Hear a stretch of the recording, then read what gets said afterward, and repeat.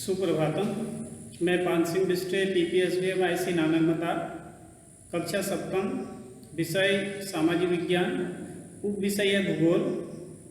उसमें जो प्रकरण है वायुमंडल यानी वायु के बारे में, यानी टॉपिक है आपका वायु, और उसमें जो प्रकरण है वायुमंडल का संगठन। अब कैसे वायुमंडल हमारी जो सूर्य से आने वाली परावैंगनिक किरणें हैं उनको कैसे रोकता है, इसके बारे में इस पाठ में पढ़ेंगे। कैसे वायुमंडल में हवा का संगठन होता है और कौन कौन सी गैसें उसमें रहती हैं और कौन सी गैस भारी है, कौन सी गैस हल्की है, इसके बारे में इस पाठ में पढ़ेंगे। अब जैसे ये है आपका वायुमंडल का संगठन। अब इसमें ये हमारी पृथ्वी है, सपोज दैट। इसमें जो वायुमंडल का है, इसमें जो ऑक्सीजन है, ऑक्सीजन आपकी 21% रहती है, यानी जो जीवित रहने के लिए एक प्रमुख गैस है ऑक्सीजन। इसकी जो मात्रा रहती है वायुमंडल में वो 21% रहती है। और उसके बाद सबसे अधिक रहती है आपकी नाइट्रोजन। नाइट्रोजन 78% वायुमंडल में रहती है। अब ऑक्सीजन और नाइट्रोजन, अब ऑक्सीजन को हम सांस में लेते ही लेते हैं, उसके साथ साथ नाइट्रोजन भी हमारे फेफड़ों में, उसका कुछ भाग नाइट्रोजन का भी हमारे शरीर में जाता है फेफड़ों में। यानी नाइट्रोजन 78%, ऑक्सीजन 21%। उसके बाद आती है CO2 यानी कार्बन डाइऑक्साइड। अब कार्बन डाइऑक्साइड सबसे भारी गैस है वायुमंडल में, सबसे भारी गैस कार्बन डाइऑक्साइड। इसकी जो मात्रा है वो है 0.03 यानी 0.03% इसकी जो मात्रा रहती है वायुमंडल में, सबसे भारी गैस है। अब जैसे CO2 क्या करती है, वायुमंडल में फैल करके पृथ्वी से जो विकिरित होने वाली जो ऊष्मा है उसको रोकती है, यानी रोक करके उसको ग्रीन हाउस गैसों में क्या करती है, प्रभावित करती है। यानी CO2 जो गैस होती है वो वायुमंडल में फैल करके जो हमारी पृथ्वी से जो विकिरण, जो ऊष्मा वायुमंडल में जाती है उसको रोक करके, उसको पृथ्वी पर रोक करके ग्रीन हाउस गैसों का क्या करती है, निर्माण करती है, जिसे ग्रीन हाउस गैस भी कहते हैं। अब इसके अभाव में, यानी CO2 के अभाव में जो हमारी धरती है वो इतनी ठंडी हो जाती है कि उसमें रहने लायक फिर रहना असंभव हो जाता है। जैसे कई ठंडे प्रदेश हैं वो, उसमें जो रहना है वो असंभव हो जाता है।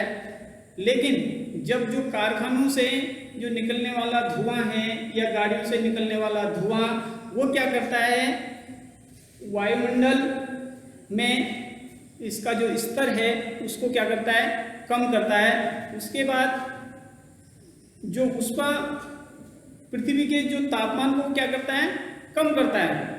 और तापमान जब कम होता है तो उसे क्या कहेंगे हम, ग्लोबल वार्मिंग।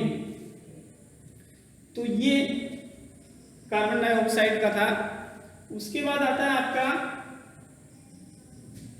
हल्की गैसें, हीलियम, ओजोन, आर्गन एवं हाइड्रोजन। ये सबसे हल्की गैसें होती हैं।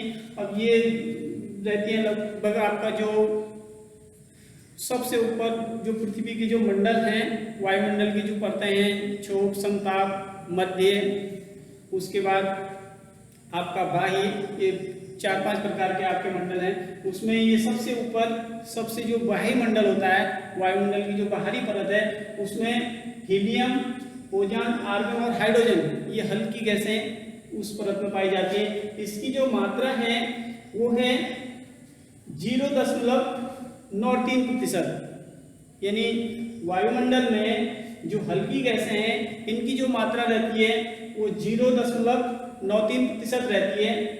उसके बाद अन्य जो गैसें हैं इनकी जो मात्रा रहती है वो कम रहती है, 0.04। ये अन्य गैसों की इसमें जो मात्रा रहती है वो ये है। तो इस प्रकार से ये वायुमंडल का संगठन था।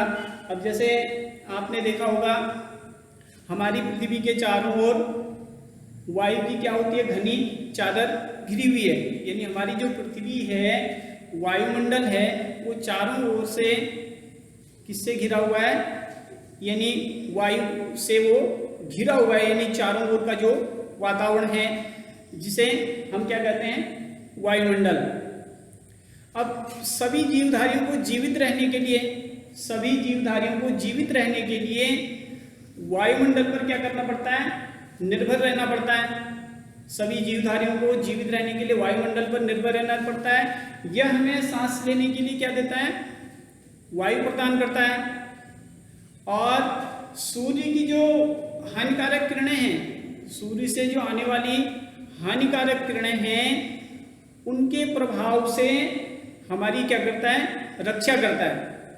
यानी वायुमंडल सूर्य से जो आने वाली पराबैंगनी किरणें हैं, नुकसान पहुंचाने वाली जो किरणें हैं, उनको वायुमंडल क्या करता है, रोकता है। अगर वायुमंडल नहीं होता, जो सूर्य से आने वाली जो किरणें होती है वो डायरेक्ट पृथ्वी पर पड़ती है, तो उससे फिर व्यक्ति यानी जीव का रहना वहाँ पे क्या हो जाता, असंभव हो जाता है। यानी हम जल भी सकते हैं, अगर वायुमंडल नहीं होता तो जल जाते हैं। पृथ्वी में जो भी जीव जंतु हैं, पेड़ पौधे हैं, ये क्या हो जाते हैं, सब सूख जाते हैं। तो वायुमंडल क्या करता है, उससे पराबैंगनी किरणों को रोकता है। यदि वायुमंडल की चादर नहीं होती, जो वायुमंडल की जो चादर वायुमंडल में बिछी हुई है, अगर वो न होती तो दिन में सूर्य की गर्मी से हम क्या हो जाते, तृप्त होकर जल सकते हैं। और रात के समय ठंड से क्या होता है, ठंड जम जाने से वह वायु की राशि को क्या करती है, कम करती है, जिससे जो तापमान है वो हमारा क्या हो जाता है, फिर रहने योग्य बनता है। क्योंकि जो पृथ्वी पर जो रात का टेम्परेचर है वो एकदम बहुत कम हो जाता है, दिन में उसका टेम्परेचर बढ़ जाता है। इसीलिए जो वायुमंडल है ये हमारी पृथ्वी की क्या करता है, जो क्षोभ मंडल है उसकी क्या करता है, रक्षा करता है। इस प्रकार से ये था आपका वायुमंडल का जो संगठन, कैसे वायुमंडल का संगठन किया जाता है। अब कौन कौन सी गैसें वायुमंडल में रहती हैं, नाइट्रोजन 78%, ऑक्सीजन 21%, कार्बन डाइऑक्साइड 0.03%, सबसे भारी गैस। उसके बाद हीलियम, ओजोन, आर्गन एवं हाइड्रोजन, ये है 0.93%, सबसे हल्की गैसें होती हैं। उसके बाद जो अन्य गैसें हैं, मीथेन या अन्य जो भी गैसें हैं, उनकी जो मात्रा है वो रहती है आपकी 0.04%। इस प्रकार से आपका ये था वायुमंडल के बारे में। शेष जो आगे टॉपिक होगा उसको फिर अगले दिन कराएंगे। धन्यवाद।